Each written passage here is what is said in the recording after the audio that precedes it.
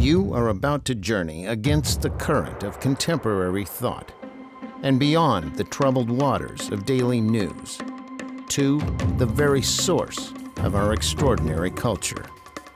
You are going upstream with Cashel and Edge. One more time with Cashel and Edge. It's upstream. Upstream, that's where we're heading. And you're going to take the lead this time on your paddleboard and show us the way, Eloy. On my paddleboard, Yeah, with which I whack everybody. All right. Well, I'd like to whack a lot of people about something I've been noticing a lot lately, which is this kind of communal shaming. Right. We're getting a lot of lately. Oh. And it's, I think it's bringing everybody to a boiling point. I think that the backlash, I mean, I can almost hear it. It's just like, it's getting really tight. People are about to snap.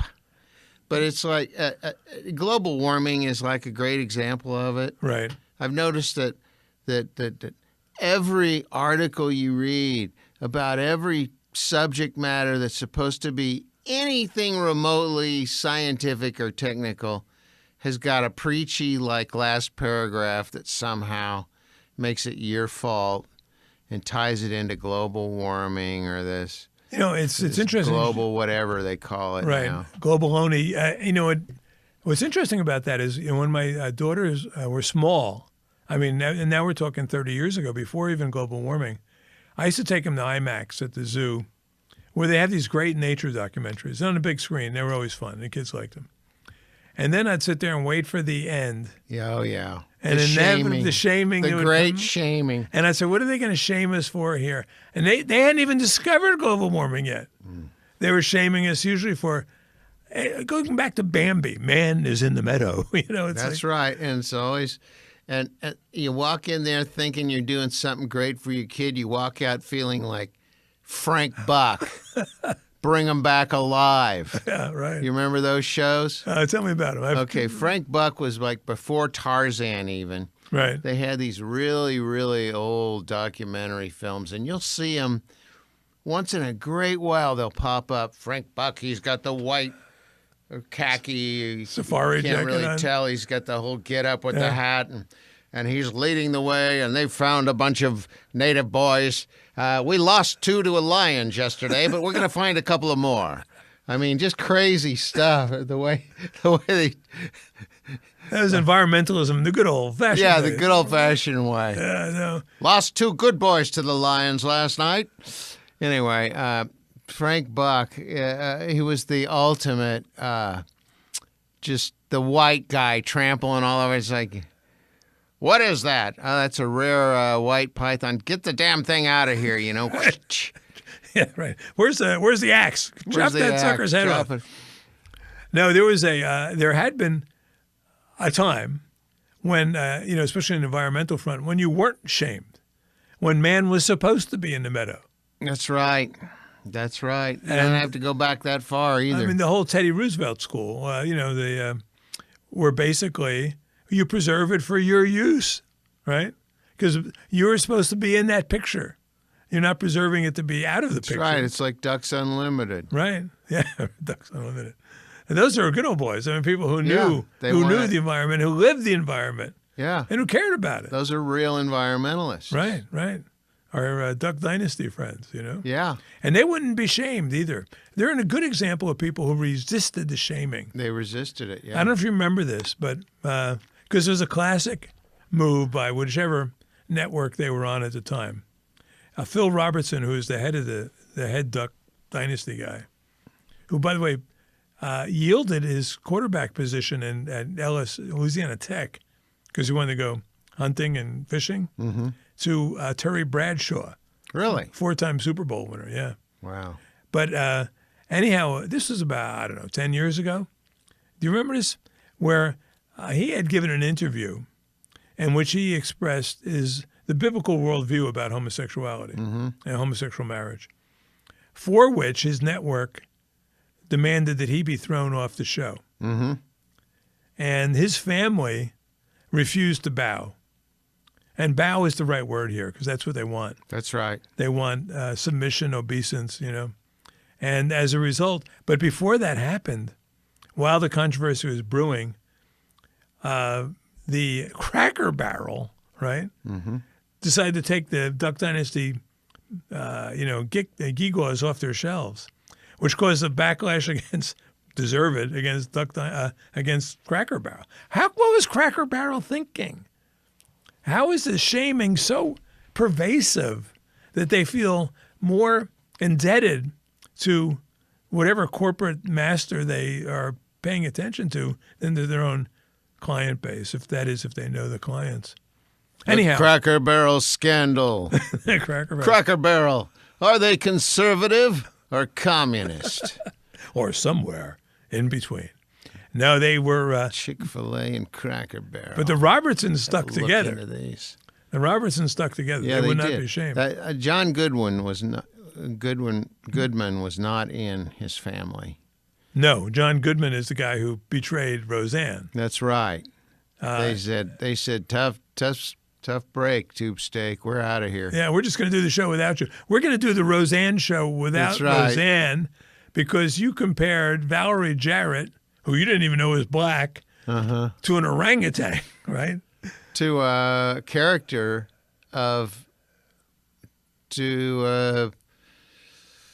made-up character in a movie. Right. Who wasn't an orangutan or anything, Yeah. but was referentially an ape in the title. And what movie was that? Do you remember? Yeah, it was Return to the Planet of the Apes. Oh, Return. Oh, that's right. That's right. Return to the Planet of the Apes. You're right. I Right. think. Yeah. No, you're right. That's where the orangutans, by the way, in the Planet of the Apes, as well as in the Return, were the superior apes. They were alleged to be smarter than the run-of-the-mill chimpanzees and whatnot. That is. But the quaff did bear some resemblance. The quaff. I'm going to digress here because you remember the killer finale scene in Planet of the Apes, correct? Yes, I do. The yelling one? No, where don't go to the punchline yet. Okay. Because I gotta get there. And the punchline of and the final scene is that Charlton Heston realizes that he's on Earth, that he's just merely traveled in time when he sees this, right? Mm-hmm. So this is the setup. This is a true story. I saw this happen. Paul Lynde is the center square on Hollywood Squares, and he's asked this question, which today would probably have gotten him canceled. Probably may get us canceled for even mentioning it. But so they say to him, Paul, Charlton Heston knew that he had never left Earth.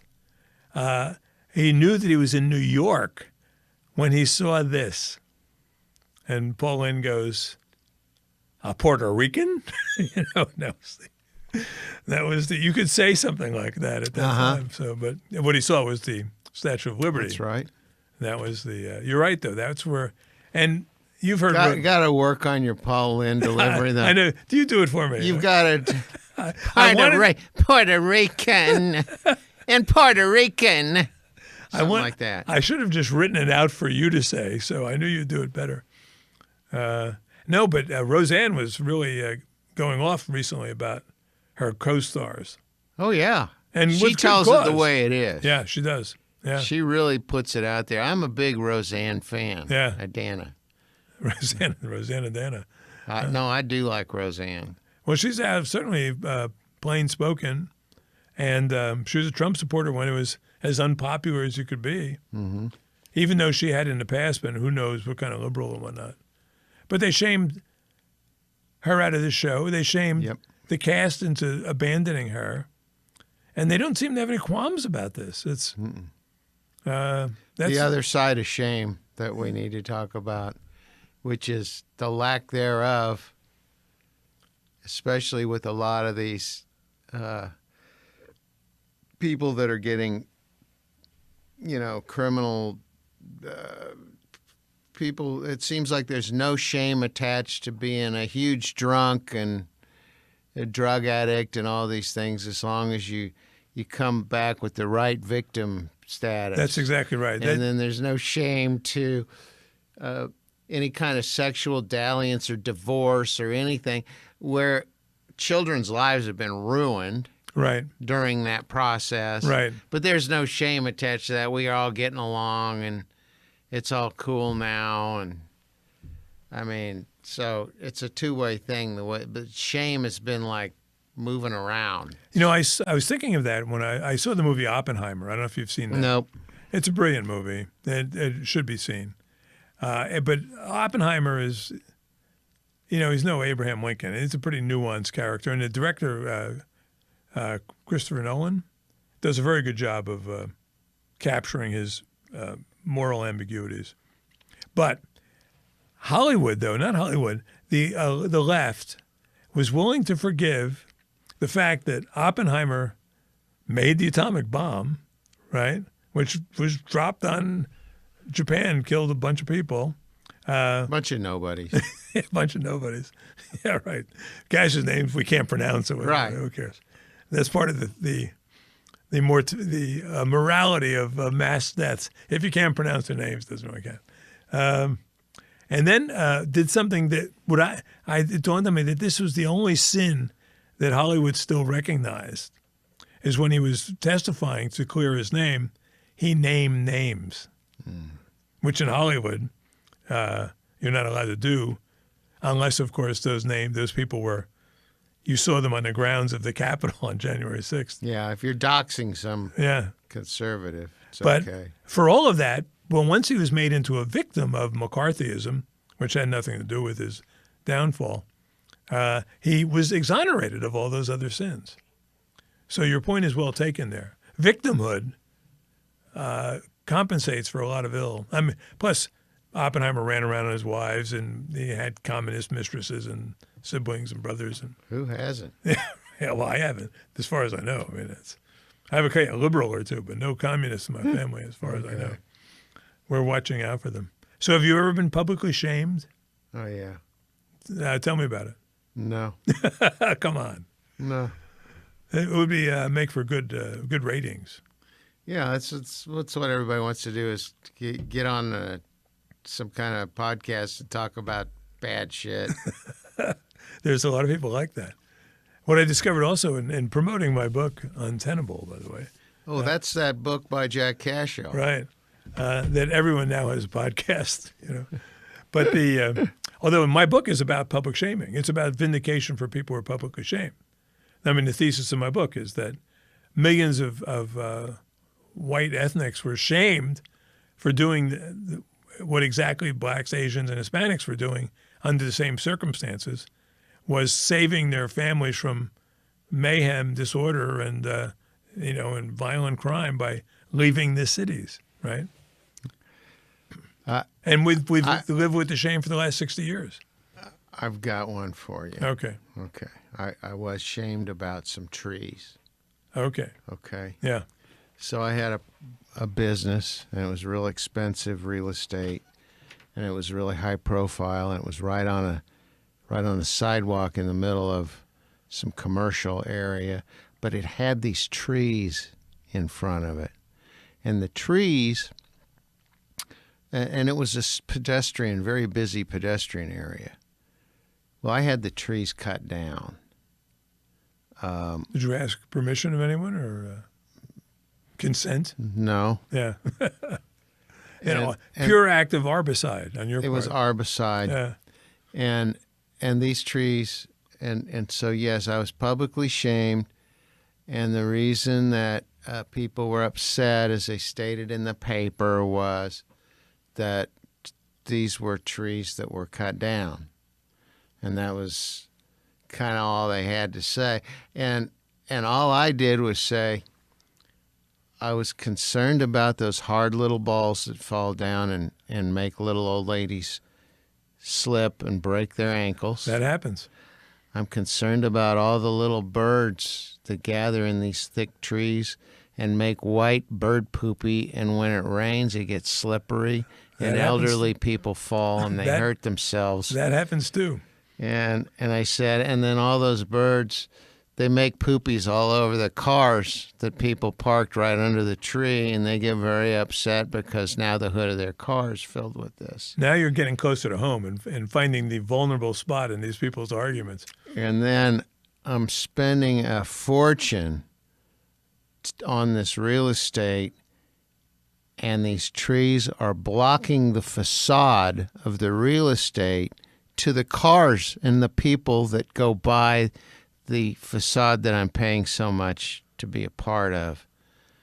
That they didn't care about. To me, that's the only one I really cared about. No, but you used the... But I used their stuff first. Right, exactly. Yeah, what about the children? Oh, what about the children? That's the way you do it. No, you mastered that. You should have been in the advertising marketing business. Yeah, I know. You might have done well there. You know, you have probably a good wouldn't. sense of that. I do well at something for once. I ran into a case of public shaming here in Kansas City, where we are, and this was about 30 years ago. And I was working as an independent, and I got the contract for the Kansas City School District's marketing, right? Which for one person was a good chunk of change. Mm-hmm. And it was a bizarre place to work. I mean, you know, the Kansas City School District was and is still out of control and dysfunctional. Oh, yeah. But the way it worked was they had a board at that time that was halfway sane. And they voted to give me the contract because they knew I could do it. I'd done it before. And I did it cost efficiently. I say, I'm a one-man shop. You got none of that overhead. You're not going to pay for pretty girls with Diet Cokes being handed to you, you know, on marble tabletops. You're just getting the actual product. And then I was told, I'm not going to name names here, but you could probably figure out who they were, that unless I optioned out 50% of this contract to a certain black contractor, the columnist in the Kansas City Star, who just happened to be at the time the wife of the editor, would write a column denouncing me as a racist. Right? This is literally what happened. Oh, yeah, yeah. And I said, well, you know, and the guy who approached me said, you know, give a brother a break. Give me some of this. I mean, he wasn't the only one to ask me for that. I said, if you could do something I can't do or get some business I can't get, I'll talk to you. Otherwise, we have nothing to talk about. There's nothing you can do for me that I can't do for myself better, quicker, cheaper. So sure enough, they dropped the column. And now I was faced with a quandary. And the school board, of course, got cold feet, right? Mm-hmm. Then board members who were backing me got cold feet. And then I was supposed to be testifying before the board where I was going to be shamed as a racist, right? So I said, it's just not worth it. I don't need this money. You know, I'm not going to put up with this crap. So I said, hey, take your money, you know, give it to whomever you want to. So but that's the way they work. Didn't the Star get you and Dwight on something? Oh, yeah, gosh. I really hurt Dwight badly. This was an interesting case. It's 25 years ago this summer. In fact, we just passed our 25th anniversary uncelebrated. I get to call Dwight right now and tell him we messed. This is the Carthage thing, right? And it was a major deal. Ended up with several lawsuits and whatnot. But I have good friends who were staging a Patriot festival in Carthage, Missouri, which is southwest Missouri. And they had, at the time, these were really prepper exhibitions, you know, where the prepper suppliers would come and and this was running up to Y2K, remember? Mm-hmm. Al Gore that was another panic thing, right? There you go. And so I had made a video telling people how to prep, basically. Just at the time, you know, I'd sell the videos. And so I said, what better place to go sell my videos than at this prepper festival? Well, I had to take some blame for this. I talked to the people at the Kansas City Star. I said, how come you never cover the conservative events? Well, they did. They sent this hit lady down and she found somewhere among one of the hundreds of vendors sold conspiracy literature, and you know, like anti-Catholic conspiracies, anti-Jewish conspiracies, blah blah blah. Amidst the literature was a copy of Mein Kampf, right? And that was enough for a big front page article identifying our friends White being there, me being there, the organizers, ruined the organizers. I was, at that time, independent, so they couldn't cancel me, but it wasn't like they didn't try. But what did happen is this, and I'm going to talk about it here because it was exactly what you're talking about, just the way shame works. At that time, I just finished a series of documentaries for the Midwest Center on Holocaust Education, which I did not very close to pro bono, with no profit margin at all, just covered my costs. And they were very successful. And they appointed me to be on their board for their annual White Rose essay contest. And I was the only writer on the board. I was one, who called the shots on that. And then when the news broke, they canned me from all of that, right? They disowned me. And I said to them, don't you see that you are doing exactly what was done to you, right? That you're responding to this bad propaganda, believing it without even talking to me, And, we just rotate people on our board. No, you don't. You're lying to me, Tell me the truth. Just be honest about it. Be straight up about it. Shame has this unusual stickiness. It does. It's like a currency where part of it gets on everybody else, and it's kind of like you can't have a clean transaction. You know what I mean? The shame is just kind of oozes all over. Right, because people who are shameless are usually honorless as well. Yeah. And so when it attaches to them, and you're right, they just want to purge themselves of it, they can't bring themselves just to tell the truth or be decent human beings about it. And they run from it. They lie all the time when this happens. Yeah. And they, another story, these are personal stories, but I had, I help other people write books, as well as writing my own books. So like a ghost writer, Untenable here, right? Which is not ghostwritten. I'm the ghost in question. But I had a fellow, and I'll name names here because it was public. His name's Doug Adler. He's a good guy. His wife, Sandal Bergman, went to school with you, I think. Yeah, she went to Shawnee Mission East, I believe. Yeah, before becoming a pretty succcul actress. Big-time dancer and actress. Right? Yeah, she was the female lead in Conan, right?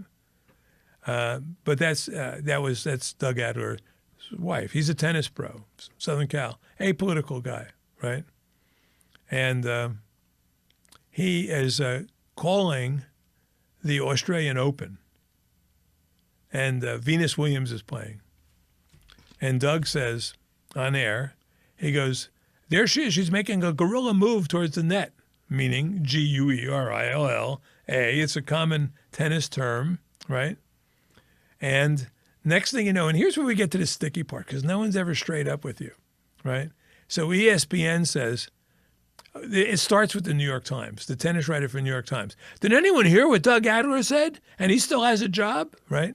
He starts tweeting this out. Perfect. You just like to slash this guy's throat. Yeah. It'd be too kind to him to do that. It should be just slower and more nasty. And so then it starts tweeting. And the shame spoils everyone who's involved in the whole process. There's several people who are responsible. So ESPN panics. They come to Doug. You're going to have to apologize on air, right? And he says, what am I apologizing for? Oh, now it's embarrassing in many ways. Right. It's embarrassing that the people would think that he would have to, should apologize. That's right. Embarrassing. Right. As Doug said to me, if there's racists involved, it's racist to, when they hear the word gorilla, think of a black person like Venus Williams, right? So, but that's not, he says, finally, he said, okay, I got to keep my job. I'll do what they say. People inevitably do that. So he apologizes. They fire him a day later anyhow, right? But before they fire him, the New York Times guys goes to Venus Williams and says, well, what do you think about this? She goes, not my problem. Of course it is, Venus. All you had to say was, this is nonsense. All you had to do is, I know what he meant, All she had to say was that. And she wouldn't say that. So everyone gets goo all over them, right? It gets ESPN. all over everybody. It's embarrassing to it should be. It should be, right? And it's easily But the shame goes everywhere except for where it belongs. You notice that? right. And they all lie about it. Oh no, we didn't say that we were going to. No, ESPN. And if Doug takes him. By the way, Doug has a massive heart attack 2 weeks later under stress, right? Fortunately, he came through it all and ended up suing ESPN successfully. Oddly, the guy who took his cause up most prominently was then popular Today Show host Matt Lauer, right?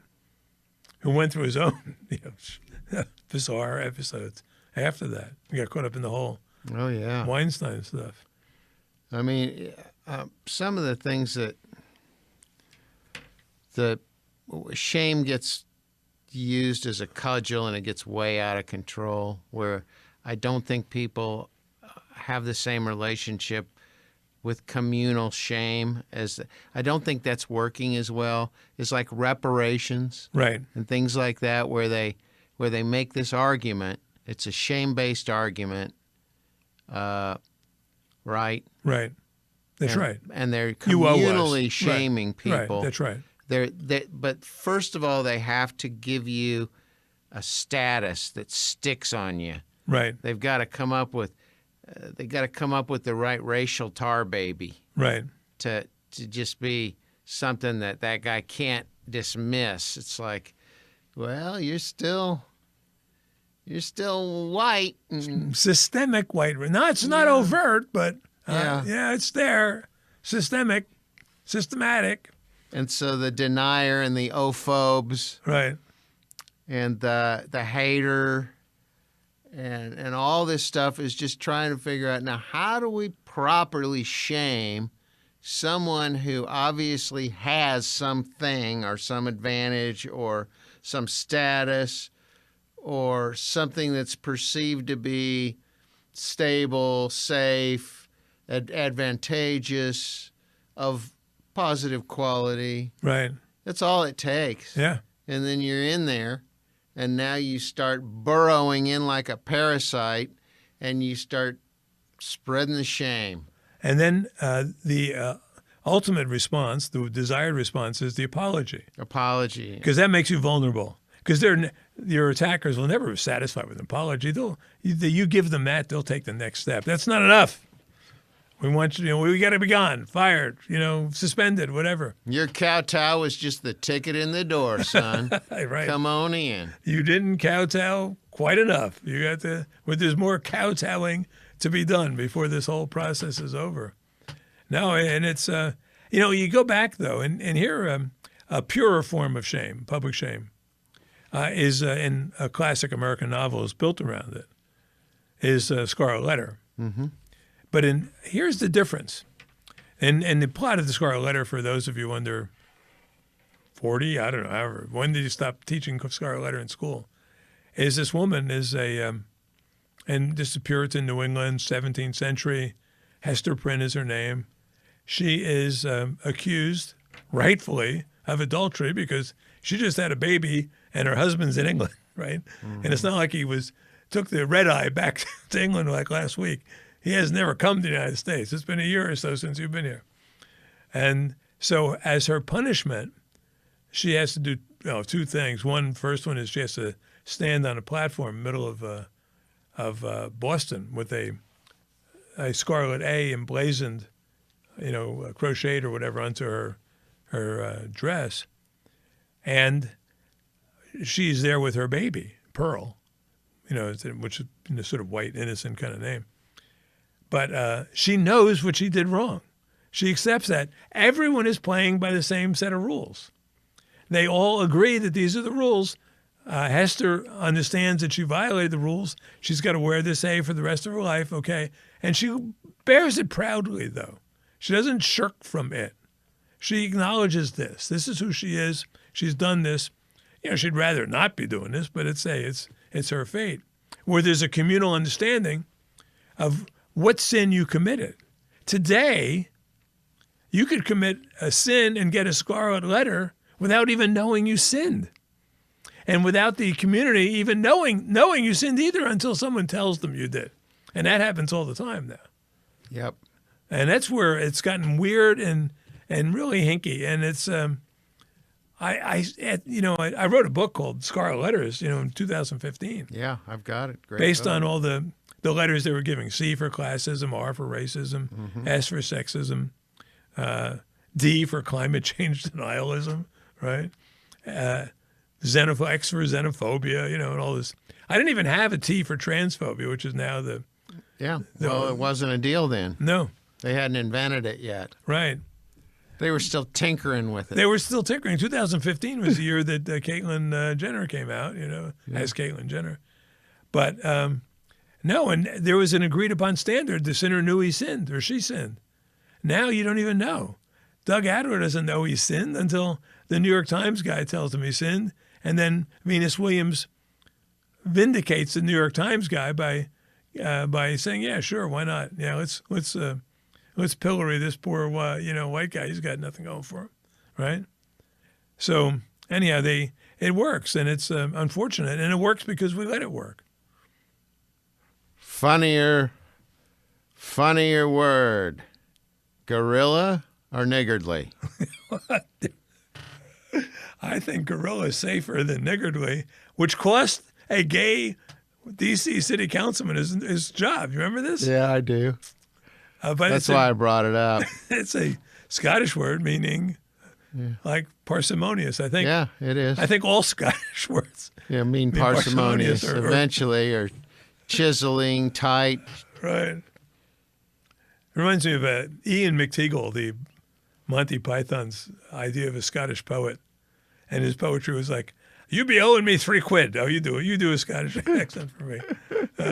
It's all about how much money people owed him. Yeah. But that was, that was the way it worked, and it's unfortunate, but that's the way it is. So, how are we going to solve this? How do we get out of this? We've got to quit accepting shame so easily. Yeah. And the way to do that is to quit listening to all the noise and all the talking heads and all the sound bites and headlines and just think about principles. Think about and get our head out of this media noise, because things are happening that don't make sense, and we're getting fed this stuff all the time. And it's collective shame. It's community shame. Yeah. We're not responsible for things all those evil Cashels 300 years ago did. Hey. And, and a lot of the people that are controlling the shame industry right now. Yeah. Well, there are a lot of shameful things that are being done that aren't, where people aren't properly shamed. No. So let's get out there and start getting that finger out. Yeah. Yeah. Shame these people. If they're still capable of being shamed, Shame on, get those pants pulled up. Shame on you. You got divorced. Shame on you.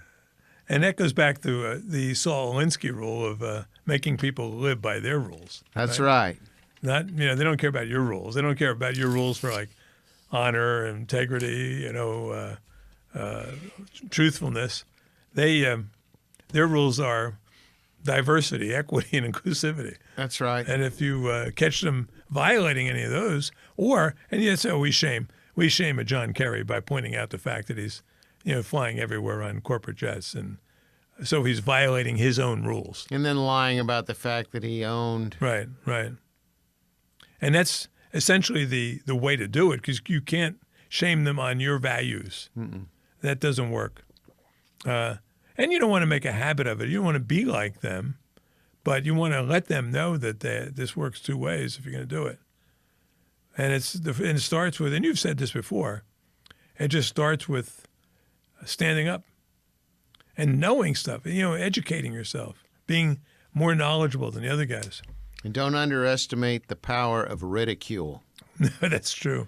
Because with leftists, ridicule is extremely effective, because you're taking away that thing that they march for, pride, that thing that they like to exemplify, pride. Right. And the Babylon Bee, we've talked about this. They do such a brilliant job of that.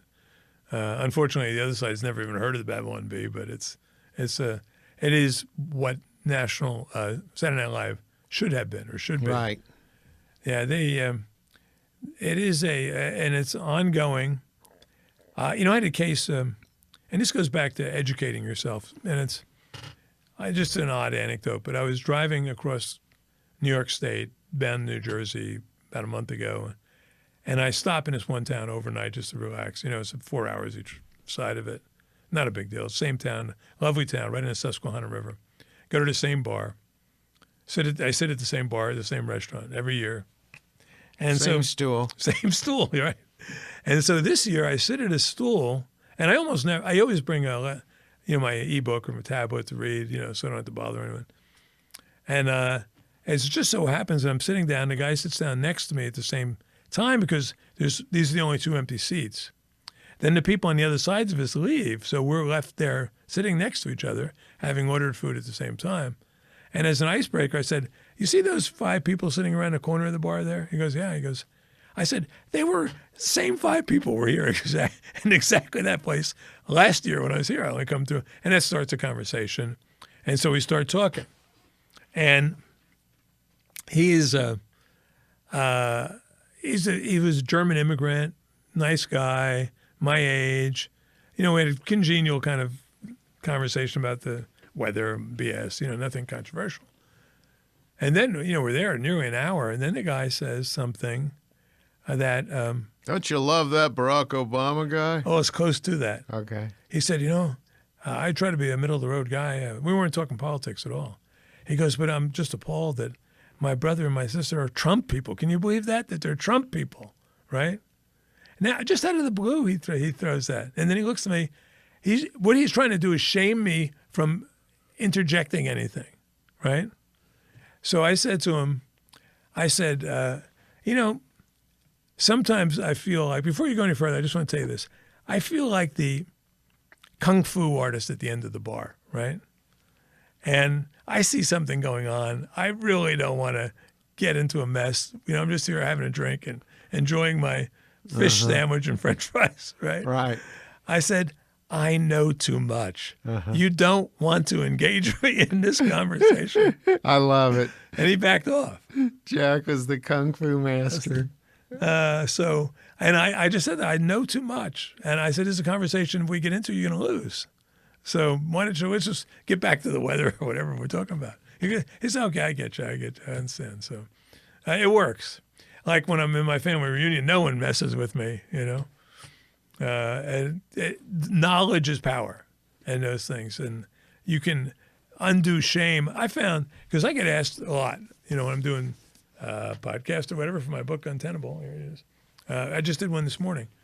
And the guy says, aren't you afraid of pushback or, getting called racist or whatever? I said, any outspoken conservative has been called racist, sexist, homophobe, climate change denialist, classist, xenophobe, transphobe. I mean, we get them all. I've already been called all those things.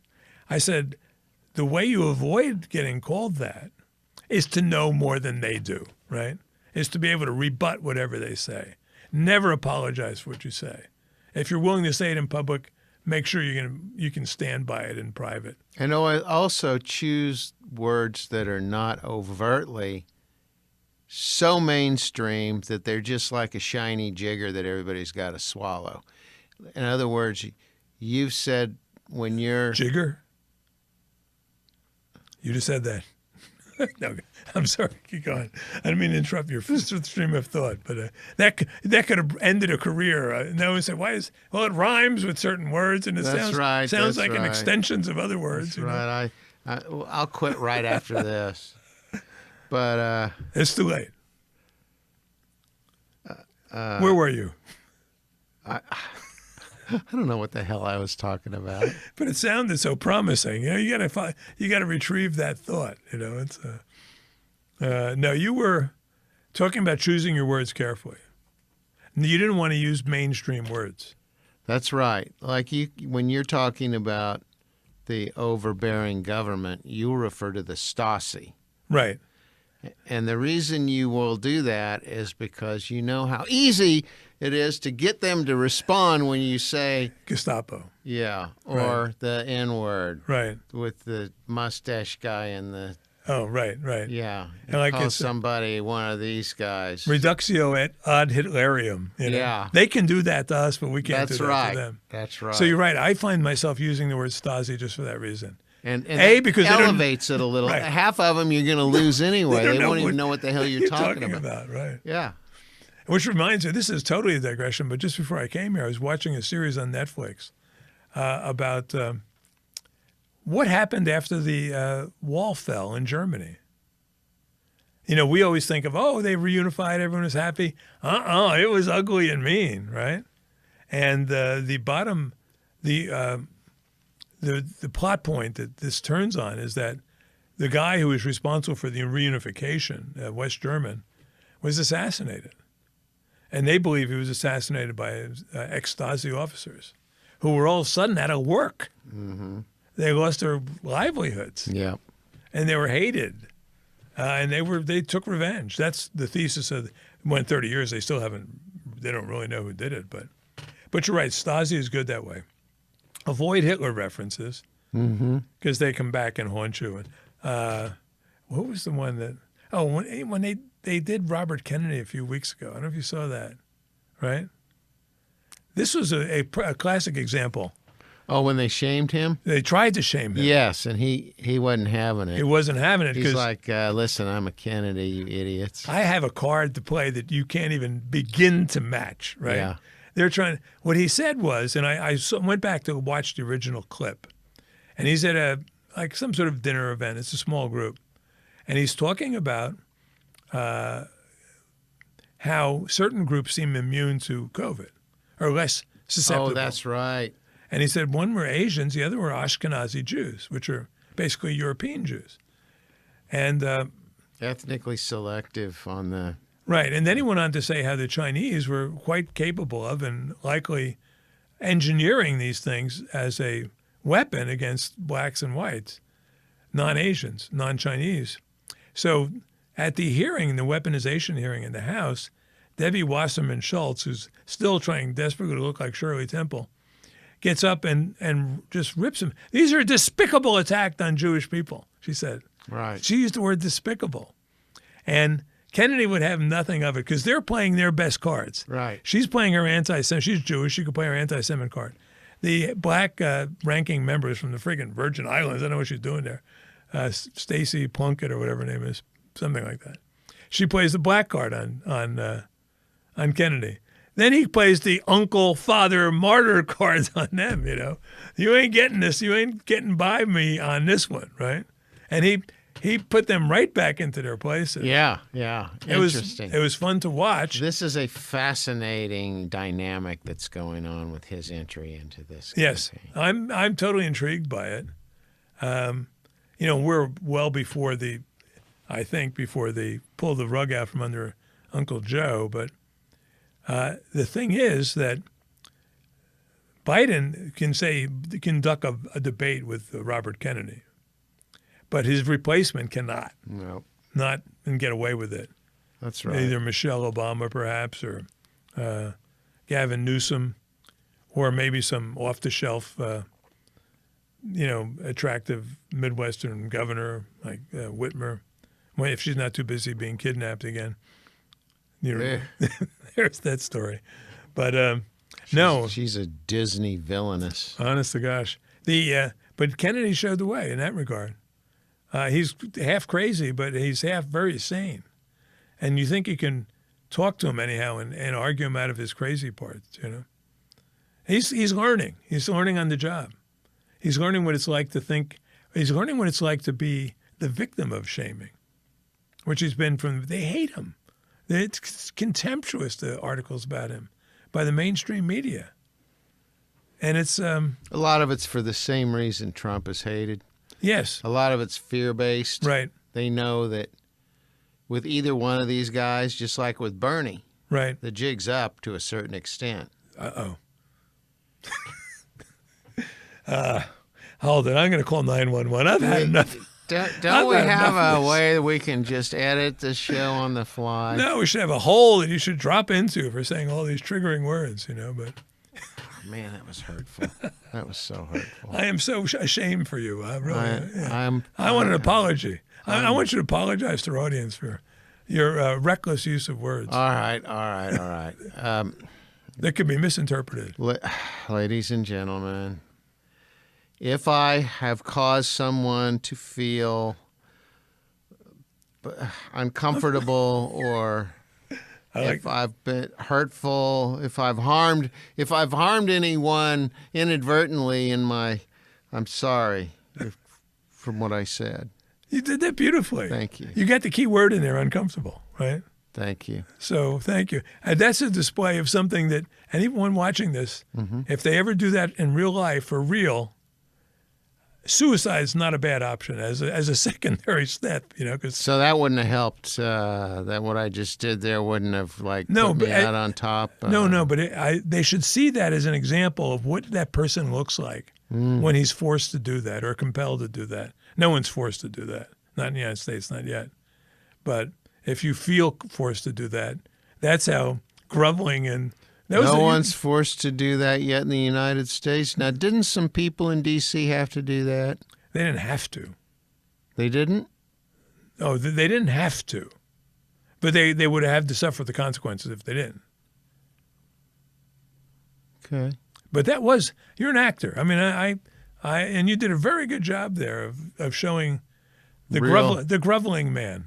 Was it real? Natural? Oh, it was great. It was right. Like a hostage video? Yeah. Yeah. I mean, next time do it in a Porky Pig voice. It might be more fun, but it won't be nearly as convincing. So. Well, the best hostage video voice I've found is Droopy Dog. Give me one.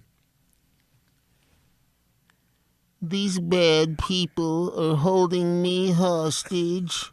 I've been sick. I haven't been feeling very well. That is good. Sounds a little like Truman Capote, but, it's a... Mr. Carson, everyone I knew when I was younger is either dead or in prison. That is good. That was even better than your Droopy Dog there. Oh, thanks. Thanks. That's what to do a whole show. I love Capote. He's a character. I've seen both of his movies multiple times, both of the Capote movies. Poor Toby Jones, born to play Capote, right? Yeah. And then Philip Seymour Hoffman upstages him. And yet, if you've seen Toby Jones, who played in the other Capote movie, he's like 5'2", bald. Looks just like him. Right, it does. And here comes this imposter. This Philip Seymour Hoffman may have been the best actor I ever saw. I think he's the best actor of our generation. He made every movie better, even if he's just playing a little side role, When I think of The Talented Mr. Ripley, for instance, I think of Philip Seymour Hoffman. When I think of Cold Mountain, I think of Philip Seymour Hoffman. Yeah. And he just killed it. Yeah, yeah. And then there are roles, and there are actors. I think of actors that I go, nobody else could have filled that role. McQueen is one of those guys. Steve McQueen had some roles. Right. Nobody else could have done that. Papillon and this, and Nicholson's one of those guys that owns certain roles. Right. But that guy, but he was too. Yeah, he was a loss. And just as a final note, what really distressed me about his dying when he did is that he would have been perfect to play Whittaker Chambers in a movie about Chambers' life. Oh, yeah. He would have been perfect. There would have been no casting decisions made otherwise. But that's not to be. But we'll be back next week to talk about more insight and bring more characters like Droopy Dog and Truman Capote back to life. Because, that culture, it's upstream. Right. And when you're coming upstream, by the way, you might want to stop off at Real Live Media right here in Overland Park, Kansas. Great place, great people. And they are much too good to us. We don't deserve the way they treat us. No, but they can help you with your business, help you get especially if you want to do some great social media, you can produce it here. Right. Until next week here on Upstream with Cashel and Edge.